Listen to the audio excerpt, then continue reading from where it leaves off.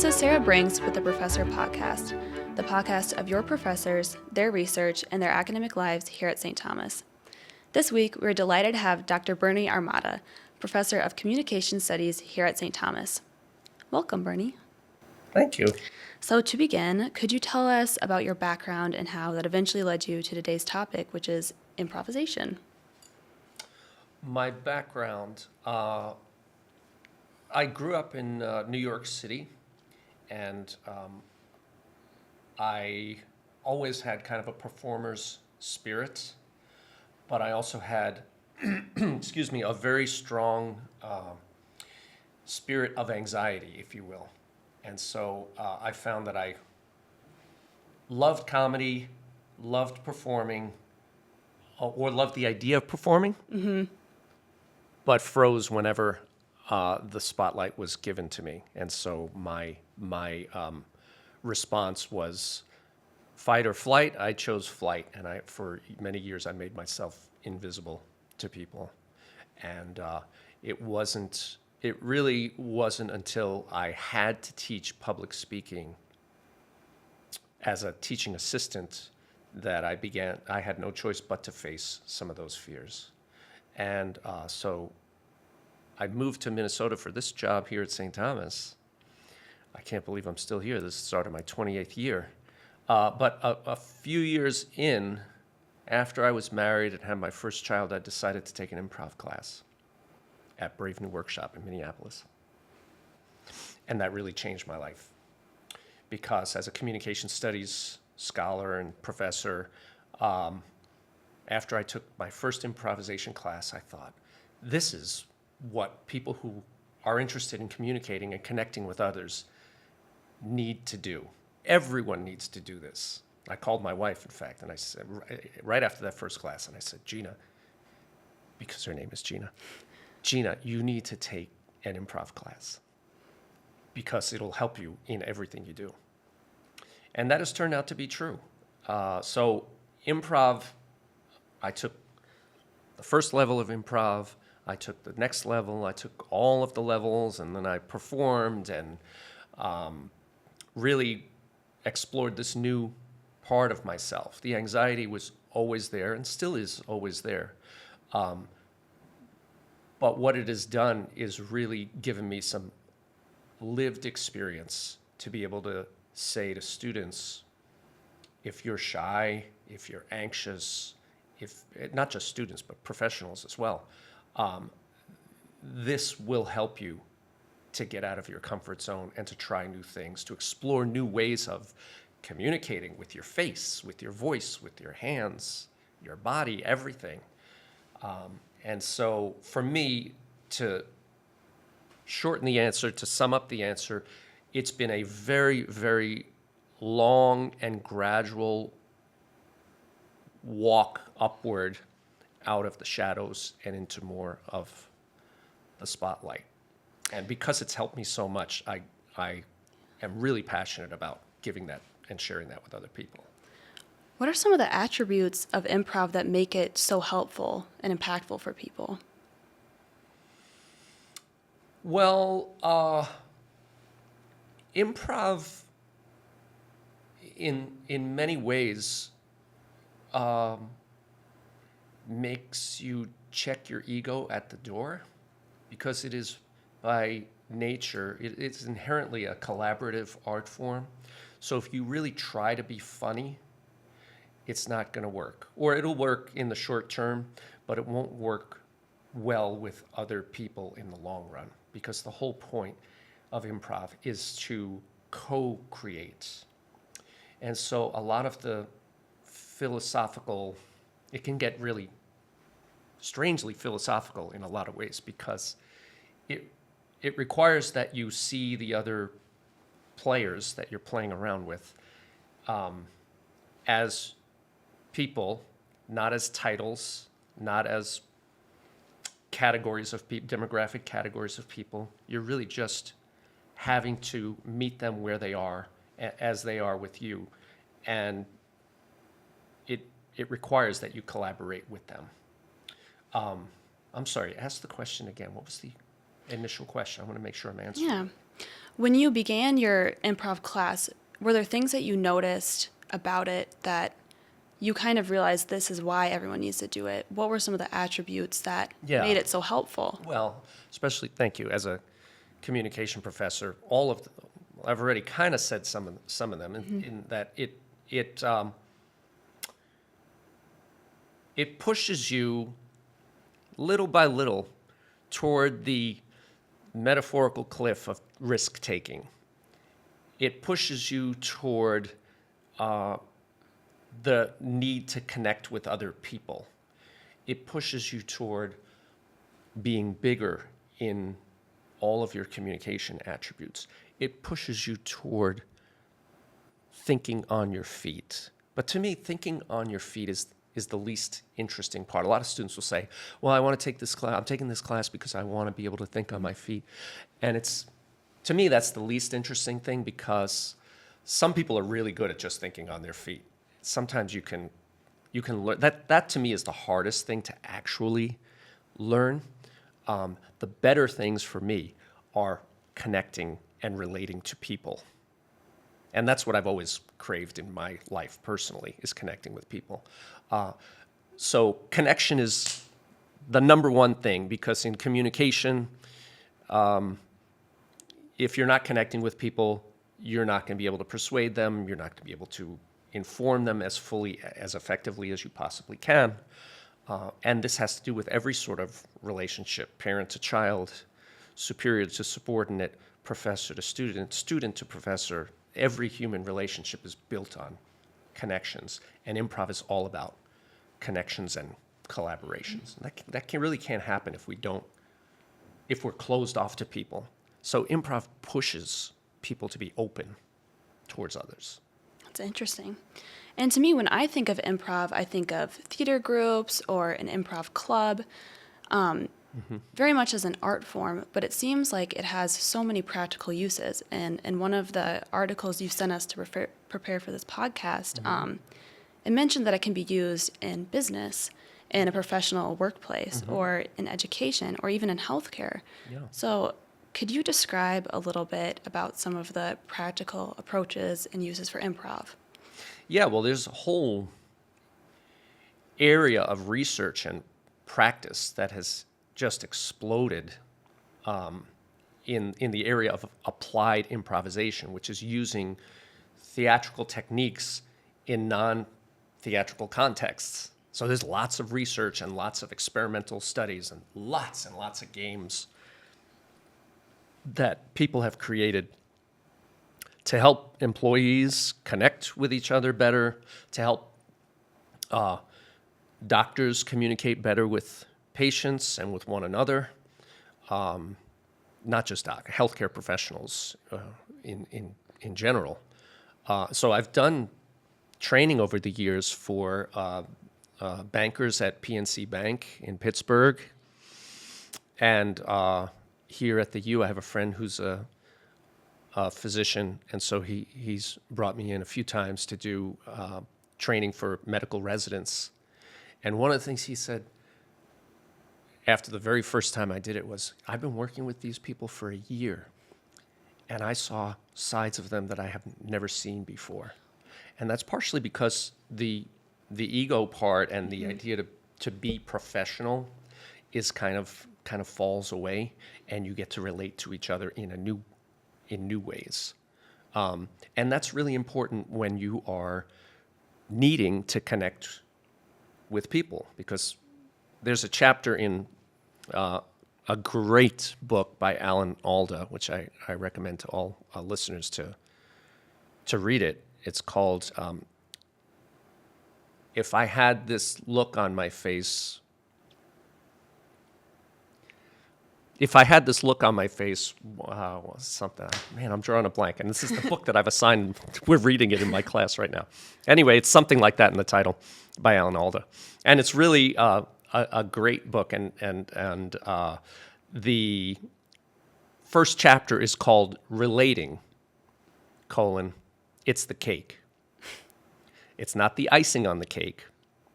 It's the substance. And a lot of people will think, well, the substance is really the science and, the mathematical equations or the areas of expertise that somebody comes to a situation with. But if you're not connecting with other people, it really doesn't matter what kind of knowledge you have. If you need to communicate it to other people, if you need to relate, for example, an unfortunate diagnosis to a patient, it is most helpful that you have a bedside manner. It is most helpful that you are empathetic. It is most helpful that you can see things as they're coming, as they might receive what you're saying. And I experienced this firsthand, well, secondhand. My father was struggling with prostate cancer, unfortunately, many years ago. And his physician was very antiseptic, very cold, and very matter of fact about how many years my father had to live. And he would say, how many years do you want? I can give you, and he was almost speaking in a God complex, but how many years do you want? I can give you 3 years if we go this route. We can give you, 2 years if we go this route, or maybe 5 years if we go this route. And my father was terrified, absolutely terrified. And he unfortunately couldn't rely on this professional to comfort him and to deliver the news in a more empathetic and humane way. So this is the ways in which improv can help people to better understand the perspective of another person. Even though what we're doing is silliness a lot of the time. Most of the time, we're doing some of the most ridiculous things. And so it's a joy for me when I have a circle of 50 PNC bankers dressed more formally than I'm dressed right now, making faces at each other, yelling at each other, laughing at 8 o'clock in the morning. It's not what they expected when they came to that workshop that I'm doing for them. And there's a whole lot that you can draw from those direct, visceral experiences that you can apply to communicate, to being a better communicator. So a lot of times we'll stand in a circle and play whatever, the most basic introductory game. Maybe you've heard of it as Zip Zap Zop. I have. Yeah, so I would send you a zip, and you would send me back a zop, or a zip, zap, zop, zip, zap, zop. And we go around in a circle, and some people, there are varying levels of energy. Some people will go zap or zop, or they won't make eye contact. And so it's my job as coach to say, okay, can you do that? Can you raise your level of connection with the people in the circle to send it clearly, especially when you're dealing with 50 people? It's easy to send to the wrong person or to miscommunicate. So it's a great little laboratory experiment just for how we can communicate more clearly. Project your voice more. Look directly at them. Throw your body in their direction so that they will know that it is them and only them rather than the person to the side, to either side of them. And then you also, really to be successful, and everybody comes around to this, you have to be willing to look a little silly. Some people, it takes longer than others to drop their guard. But when they do, and when everybody does, I've heard this so many times in my classes that I created here at St. Thomas, that it has changed their life. I don't know, maybe they're just feeling that in the moment. Time will tell, because these classes are only about 4 years old. I do get emails regularly from students saying, I used this in my job today, and thank you, and that kind of stuff. But I can tell you this for sure, during the class and on course evals, the students will say, this was such a joy to take. It changed my life. I didn't think I could get to know students as intimately as I have at St. Thomas in a college classroom, but this did it, and I'm going to miss this experience. So That's a long-winded answer to your question. That's fascinating, though. And as a student myself, when I have to do presentations for my class, I'm not afraid of the presentation. I'm afraid of being judged, and I'm afraid of making mistakes. Yeah. But what it seems like to me is that improv gives you the space to be uncomfortable, and everyone's uncomfortable, Yeah. so you can't really be judged, and you can make mistakes. You can make, but that is the hardest thing for a lot of people to understand, that it's okay to not be perfect. And there's a lot of pressure with social media for people of all ages to present a perfect self. It's not just young people. I'm on social media, and I feel that pressure sometimes. I really emphasize the idea of failing forward. You have to, it's not really failure, because when you do improv, you make a mistake or you look silly, it's already in the past. So who cares? And I keep telling that, but who cares? Get used to being messy and not being as clever as you want it to be. The point is not necessarily to be clever anyway. It's to listen carefully to the people you're playing with. Just as it is important in work and family and marriage to listen to the people you're playing with, metaphorically speaking, So a few moments ago, I lost track of the question. It was a little uncomfortable to ask you. I'm sorry, what was your question again? But that would have mortified me a long time ago, and it doesn't anymore.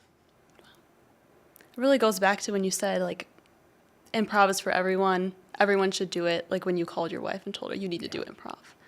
It makes sense. Yeah. Because everyone has to communicate, and we all have to make mistakes. Mm-hmm. It's just hard to teach yourself how to deal with that. It's hard to teach yourself how to deal with that. It's hard to forgive yourself for some people, but it's really all we have, because we are imperfect beings and we will make mistakes. That's also what I tell my students, is what makes the study of communication endlessly fascinating, because we are flawed human beings. We say the wrong things sometimes in the wrong situations.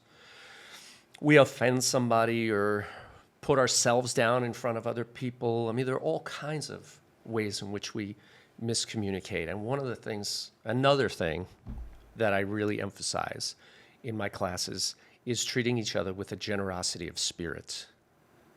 If somebody says something that perhaps could be perceived as offensive to you, don't destroy them, because we're all kind of making stuff up as we go along, which is what improvisation is. And so sometimes people will overstep, and we have to forgive, because if we don't forgive, then trust is lost. And this is all about building trust and being able to create together based on that trust. So sometimes it's hard for people to forgive themselves just for not being funny, or for not having projected their voice as loudly as I wanted, or getting a little direction from me. They feel like, oh, that means that I didn't do a good job. No, it doesn't mean that. We're just coaching you to always get better. And even the greatest improvisers, and there are many great improvisers in the Twin Cities, I'm not one of them, by the way, need coaches, need people outside of themselves. Just like great golfers still need coaches. They need somebody outside of their own experience to give them some feedback. So I applaud anyone who comes to my class in improvisation, because it's not just the clownish show-offs who like that class, and I love having those people like that. I consider myself one of those people. But it's also like this semester I have a couple of computer science majors who are very reserved, but who said they wanted to push themselves out of their comfort zone. And I'm pushing them out of their comfort zone. But I have tremendous respect for them for doing that for taking my class. because that is not an easy thing for a lot of people to do when you are more introverted.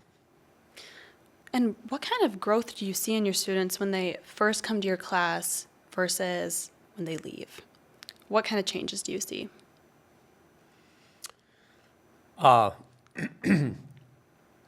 That's the best part. Is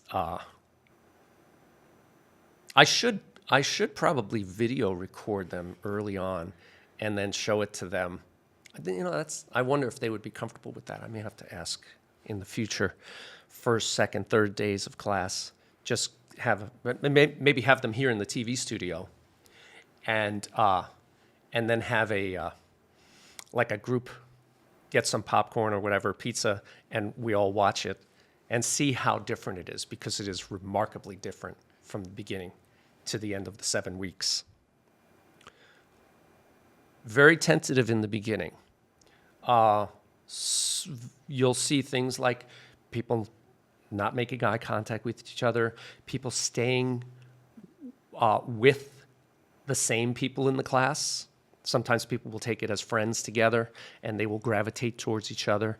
And I will, when we're getting a circle, as we do every single day to do some improv games, I'll say, all right, I would like you, how about you all go and stand next to somebody in the circle who you don't already know. So that helps to grease the wheels of social interaction and familiarity and trust and community building. Another thing that improv is beautiful as an art form for doing is building community. Because when you build community, you're building trust. So a lot of the students will be tentative, shy. They won't talk very much when we discuss the readings, because it's not just an improv class. It is how do we use improv to get better at communication? So we have that Alder book that I had mentioned. If I understood you, would I have this look on my face? That's the title of Alder's book. If I understood you, would I have this look on my face? And so by the time 7 weeks are up, the students have a sense of connection with one another and bonding that I've never seen, I shouldn't say never, that I have not seen in most of the other classes that I teach. I try to cultivate that anyway, because I use improv techniques in a lot of my non-improv classes. I use them in public speaking. I use it in my persuasion social influence class. But there's something special that happens in the improv class when we are, and I participate, so I'm in the circle looking as goofy as everybody else. By the end of the 7 weeks, students report that they feel much more confident. They often express a love for their classmates. They feel that they can think on their feet better, and also that they have a bag of tricks that they can pull out, as camp counselors, or when they get their first job, or there's maybe somewhere down the line. I always tell them, you're kind of going to be special, because you're going to have this little Swiss Army knife of tools that you can use when you need icebreakers at work, or if and when you have children and you're trying to get them to settle down at a restaurant, as I used to do with my kids. I'd pull out some improv games that we do at the table there. And it's just so resourceful. It makes you've just always got something that you can use. And that's the first 7 weeks. This class there are 2 separate classes. There are only 2 credit courses. So one is the first 7 weeks. And then if they choose, they can take the second 7 weeks. And the second 7 weeks is all about taking greater risks. And now they're doing actual scene work. And at the end of the second 7 weeks, they're putting on a mini improv show and inviting friends and family to it. That's the biggest risk, is now they're bringing outsiders in to see what they've been doing. And it's not for them to be funny. It's not for them to be performers. I have no real interest in turning them into performers. To me, it's all about bring the people for the risk factor, to get a feeling of what it's like to do what we've been doing in this circle of trust for almost 14 weeks in front of other people who have no idea what has been going on. So they say that they like the second level a lot more than the first level. Interesting. Yeah. Do you have any strategies or methods that you like to use to really get students out of their shell and get them from the first day where everyone's uncomfortable to the end of your second course where they're inviting their family and friends to go watch them? I mean, how do you get them out of that initial headspace of fear and not wanting to be judged and being uncomfortable? How do you do that? I think it's just really a gradual introduction of very low stakes, low risk games like Zip Zap Zop to higher risk games like a game called, I don't think it's terribly high, but it's called Clams Are Great. And everyone stands in a circle, and people take turns jumping into the middle of the circle and stating all of the reasons why they think clams are great. They don't have to make any sense. It could be, clams are great because I love your shirt. And the people in the circle will affirm them after every statement of why clams are great. Everyone in the circle goes, yes! So you say, clams are great because they're salty. Yes! The whole circle is supporting them, right? So there is great empowerment that comes from feeling everybody affirm you. So I push them a little further each time into the spotlight. And then by the time, so it's like this a gradual, almost like my own journey with anxiety, like this gradual crescendo, that culminates in the performance at the end of the level 2 class, Com 248, where they perform for family and friends. So it's partly what I do, but honestly, it couldn't happen without them co-creating with me. The whole thing is a big, gosh darn improvisation where I'm relying on them. I need them to be open and to be willing to risk and to be, most importantly, supportive of other people. And that is what they love the most, is feeling that support. And I've had students of every demographic background. I've had students with some pretty severe disabilities who have said yes to a lot of the stuff that I've proposed, to everything I've proposed.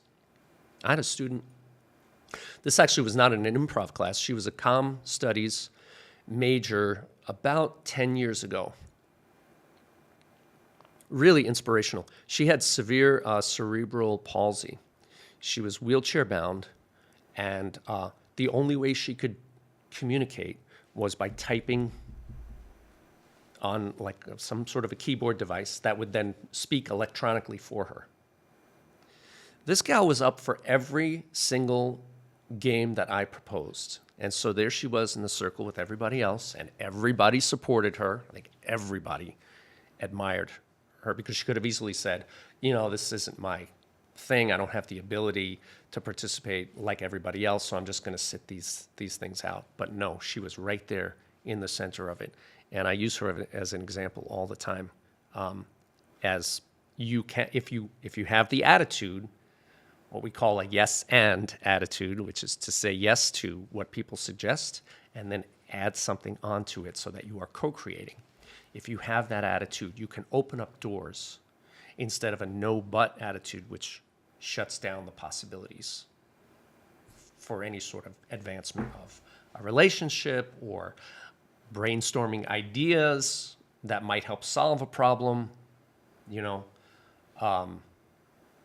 So the change from start to finish, especially over the course of those 2 sections, is really remarkable. They don't want it to end. They honestly don't want it to end. it seems like such a great environment to be in, to be able to get that support and be affirmed. And it almost surprises me that we don't integrate some of those qualities into our everyday lives.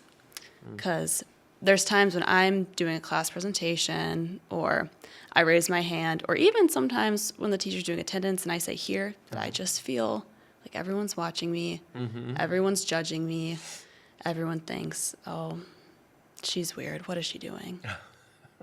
It makes me kind of sad Yeah. that we don't kind of integrate those qualities into our everyday lives. Yeah. I would love to feel affirmed every now and then, and I would love to feel supported and unjudged. And think of, see, that's the thing, is they experience that in droves once we get into those sorts of supportive games. And we don't, most of us don't have that. I would love it if, you know, even like at a faculty meeting, we did stuff like that, where we felt that sense of support. A faculty senate meeting would be a great place to do it. It'll never happen, but it'd be a great place to do it because we're talking about sometimes contentious issues, and you know, there's very formal procedures to follow and things like that. And how great would it be if we were just saying yes to each other and giving emphatic support? How much more willing would people be to share their ideas and their thoughts on some controversial subjects? I think it should be, personally, I think some of this stuff should be integrated into every classroom, because relating, it's the cake.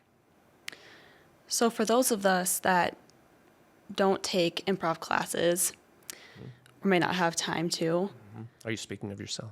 a little bit, what could people that are not going to be able to experience that, what could we do in our everyday lives to push ourselves a little bit and experience what it's like to be uncomfortable and deal with it and push through it and build our confidence? Is there a way you can kind of improv in your everyday life? I know we do, but can we replicate some of what you would do in an improv class anywhere?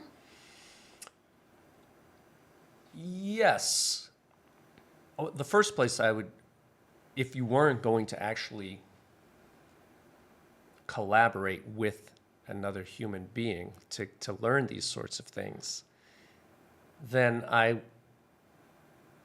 the ideal would be, of course, to take the class and really get a muscle memory, a development of muscle memory, so that you know what that experience is like. I mean, improv is all about experiential learning.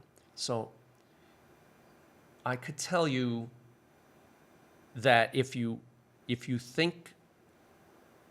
have the words yes and floating through your head,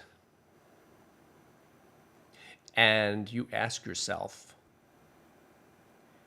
in whatever situation, a person is saying this to me, I don't necessarily like it, but I will say yes in terms of entertaining their proposition.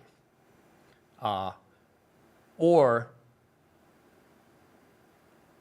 when I catch myself saying no but to someone, to a suggestion somebody makes, what am I actually doing with my relationship with that person?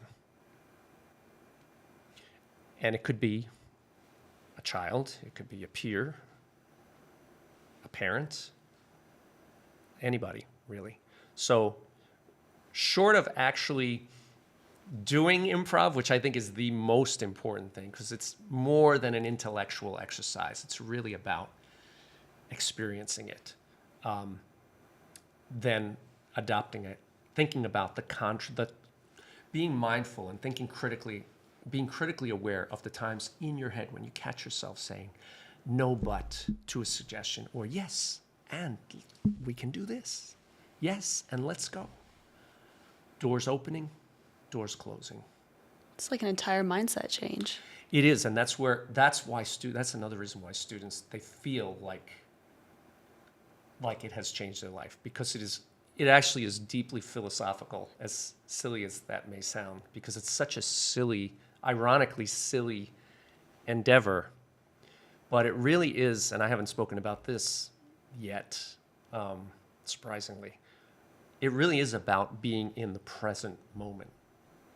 And when you are relating to people as organically as possible, you are in the present moment with them.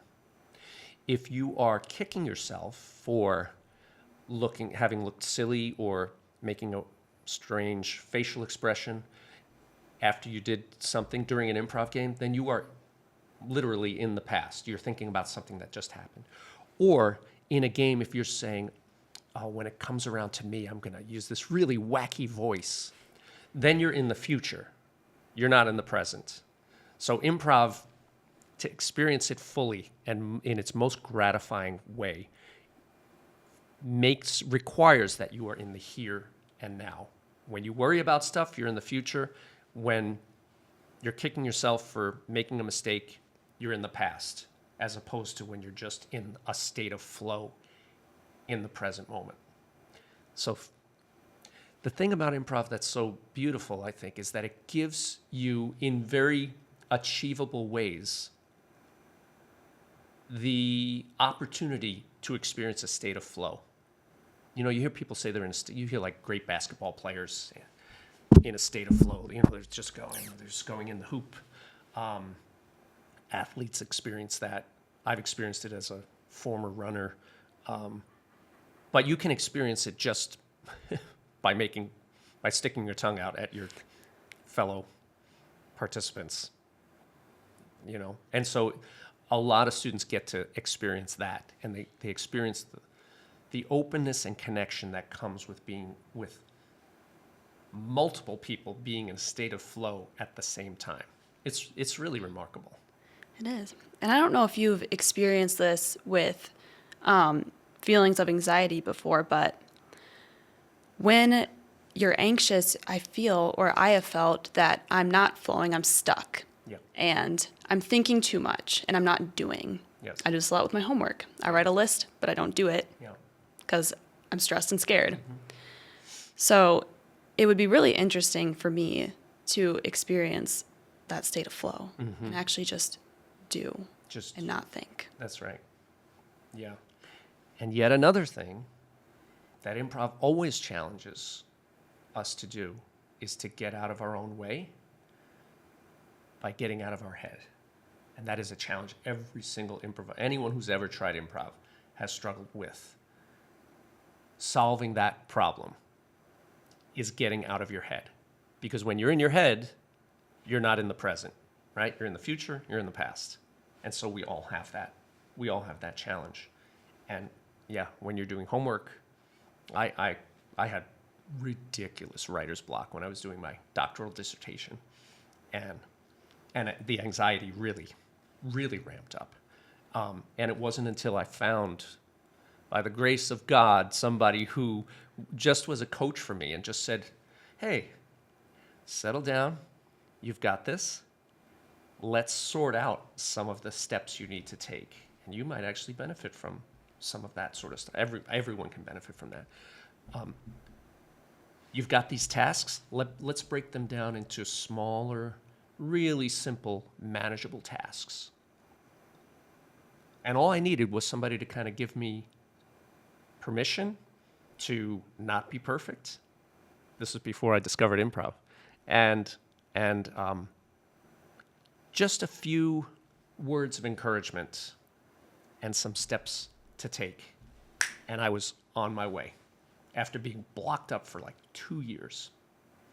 So this kind of stuff can really help you in many ways. This professor who helped me, this mentor, was not an improviser, was the least theatrical, performative person you've ever met. But she was very much an improviser in life. She just was a very adaptable, problem-solving sort of. She had an improv spirit without actually being a performer. Yeah. I'm sold. I'm taking improv now. I hope you do. Thank you so much for joining us, Dr. Armada. You're welcome. Thanks for having me. To learn more about his work and his courses, Building Communication Skills Through Improvisation, you can find him on the St. Paul campus of the University of St. Thomas. The Professor Podcast is brought to you by the St. Thomas Libraries and made possible with the funding from the College of Arts and Sciences. I'm your host, Sarah Brings. The producers and library staff are Mary Davidson and Andrea Kepi. Thank you so much for our guests and to you, our listeners.